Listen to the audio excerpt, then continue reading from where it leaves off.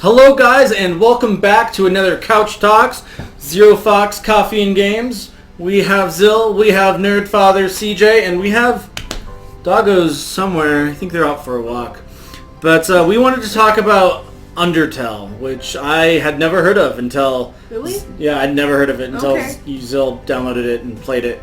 I have not had a chance to sit down and play it myself.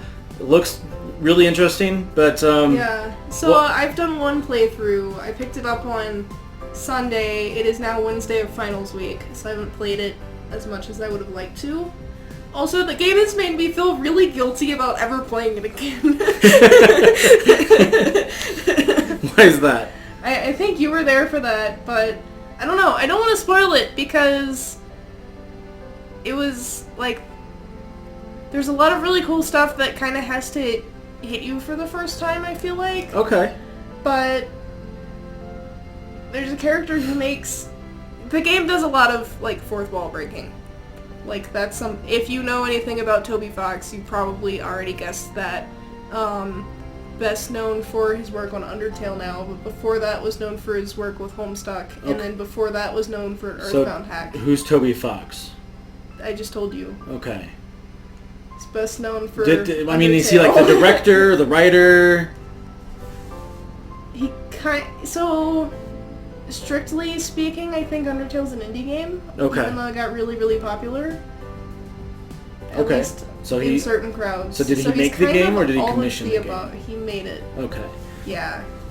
He does a lot of music work, but he also made most of the game. Like, there's a team, but All right. he's in charge of a lot of That's it. interesting. No, from the little bit of play that I saw, it looks like the game kind of does a whole bunch of, like, you get into combat and then it's a series of, like, mini games to win the combat, and then you have, like, different options and different ways to defeat them. Like, it seems like each fight has 2 to 3 different ways to beat it. The mini games are everything from, like, playing asteroids basically to, like, Pong. It looked like a couple times. I don't know. Oh, I know which one you're talking about. Yeah. Yeah, someone in the Discord called it a bullet hell game, and I would say a lot of the combat falls into that category. Okay. So that's games like... Honestly, I see why Dayton played this game now. We have a friend, our friend Dayton plays a lot of these kinds of games. You guys have seen him at least once on the channel before. No.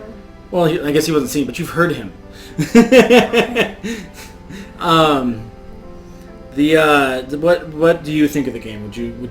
Would you suggest other people play it? Yeah, I would definitely. It was like $15, so even if you're only going to play it for a little bit, it's worth it.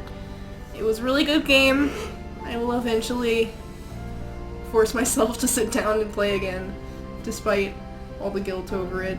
Alright, well, this might spoil a little bit for some people. What was your favorite part? Man. I guess I have multiple different kinds of favorite parts, if that makes sense. Okay, but if you had to pick one of those... So, I know, but that's like a hard thing to pick. It's your favorite part. You just pick one. Just go with it. How are you feeling right now? I don't know. What speaks to you the loudest? What was the first thing to pop into your head? The lab. The lab. Yeah. What about the lab? So, in one of the story routes, there's a way to get to a second level of the lab. Okay. Which is very different. Okay. Do you want me to give the spoilers? I mean, I already gave the spoiler warning. Okay, here comes the spoiler. So basically there's this scientist you find in all of the run-throughs. Mm-hmm. She's part of the main story. Who's really obsessed with humans and, just kind of like, you go around her lab and she has all this goofy stuff. Like, she has anime that's labeled history because she doesn't want anyone to realize that she's just a dork. There's this room that she pretends the first time you go through is a bathroom, and then at the end of the game, or at the end of the pacifist run, if you turn around, one of the characters calls you and is like, hey, I need you to deliver something to her, so you go over there, and then all this stuff happens, and if you come back, you find a note on the floor that's, hey, I need to go take care of something. If I don't come back, here's how you can find out about everything that happened. So you go into the actual lab, which is this, like, grungy metal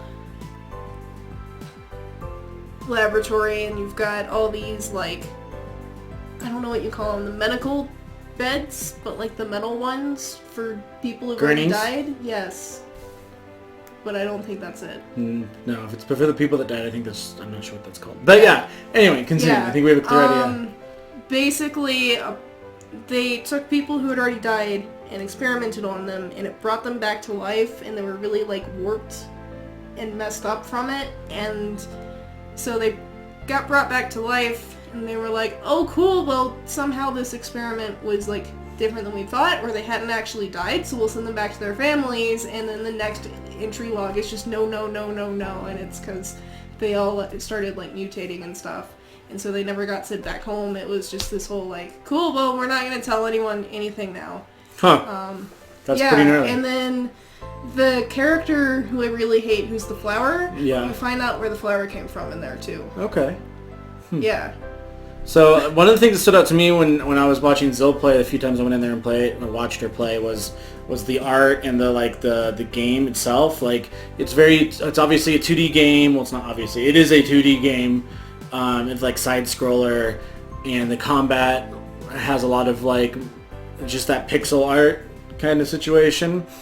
And you know that a lot of people can dislike that kind of stuff, but I think they did a really good job with it. It was fun. It was colorful. It was not, like, overwhelmingly colorful, though, but it was fun. There was always a lot of movement. The mini games helped a lot because you were always doing different things to accomplish stuff. It looked really cool. So I'm going to get around to trying it one of these days. Might touch the subject again. Yeah. But do you have anything else to say that you'd like to add?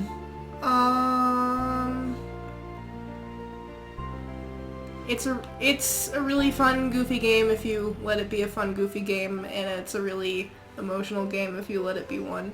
Yep. So, yeah, go play it if you haven't. And cool. Stuff. Well, guys, thanks for watching. Be sure to hit all those buttons and all that jazz. Destroy the like button. You know the drill. Cheers.